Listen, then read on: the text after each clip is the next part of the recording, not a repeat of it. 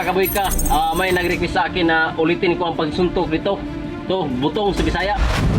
Ang lalaking ito wala daw inuurungan. Walang kanaya, walang bakal yan. Lakas talaga.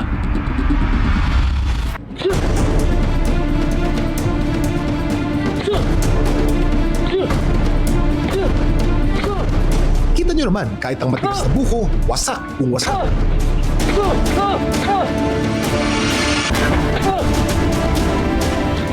Yan.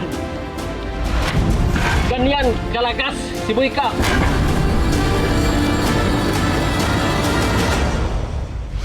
Sa tingin mo, sir, kayang buksan sa pamamagitan ng kamao itong buko? Pag malakas ang pulso. Sample nga, kunyari lang. Okay. Wap! Bira. Hindi ko na tinali kasi para makita raw kung kaya ba ni Boyka na basagin. Pagmastang mabuti ang video na to. Walang kanaya, walang bakal yan. Lakas talaga. Sa isang iglap, ang buko na hawak ng lalaki agad-agad mawawasak sa mga suntok niya.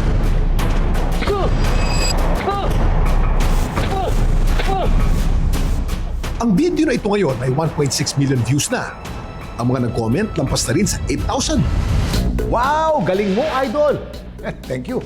Sa boxing ka dapat, idol. Lakas pala ng suntok mo. May ibang comment din gusto, iba naman. Eto, yung durian sana. Basagi mo ng ganyan, idol. Masakit yun.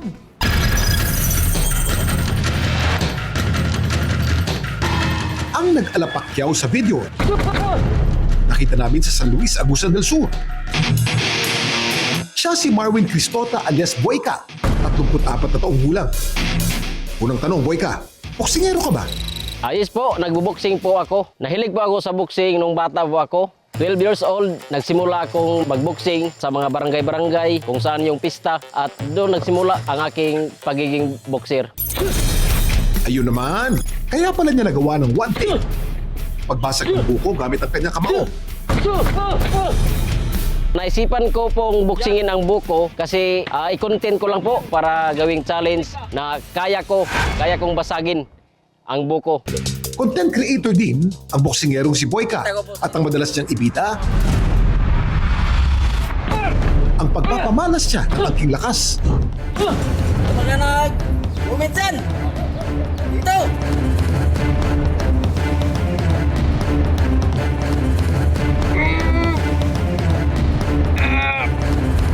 Bisik to! Aba, ikaw na talaga, Marwin. Ang una ko pong content is nagpasuntok po ako sa aking tiyan. Wala! Tapos, sinuntok ko yung puno ng saging. Bumagsak sa 1 minuto lang. Ginagawa niya raw ito nung walang daya.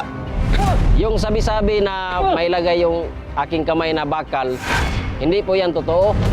Kasi may nakalagay rin ako na unwrap, yung tape, kasi yung kamay ko parang namamaga na sa aking content na palagi nalang suntok. Walang bakal yun.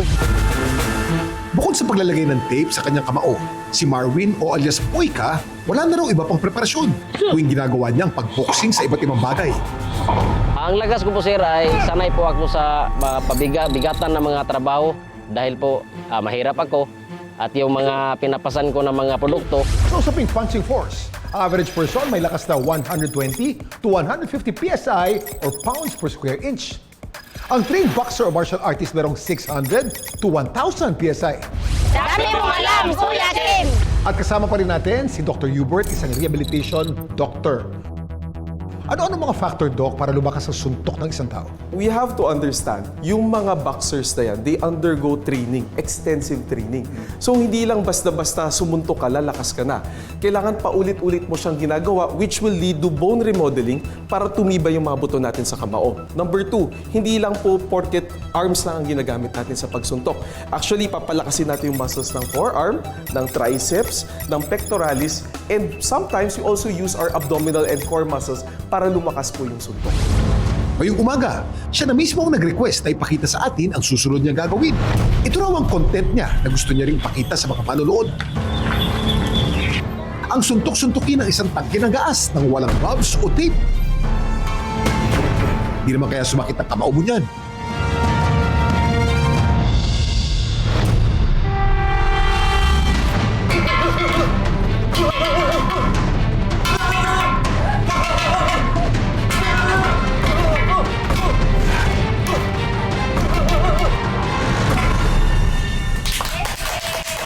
Masakit siya talaga. Pero okay lang. Sumasakit din naman ang kamao ni alias Boyka tuwing ginagawa niya ang ganito mga content. Unong ginawa raw niya ang pagboxing sa buko. Partida, masakit pa raw ang kamay niya nung lagay na yun. Namamaga pa yung aking mga kamay. Sa mga pagkakataong ganito, hinahayaan na lang daw niyang mag-recover ng kusa ang kanyang kamay. Nawawala naman rin yung sakit after po mga ilang oras. Minsan naisip na raw niyang ibahin ang ginagawang content. Dahil po yung kamay ko na baka mag-injury, ginagawa ko po ang pag-vlog para po sa aking pamilya. Kung ano aman ako dito, magkapira. Mga nag-uminsan! Ang mga tulad ni alias Boyka kayang sumuntok ng matitigas na bagay. Dahil meron siyang kasanayan at karanasan. Kaya mas mabuting hangaan na lang siya kaysa gayahin para ang kaligtasan natin ay di palagay sa alanganin. Wow! Dami mo alam, Kuya Kim!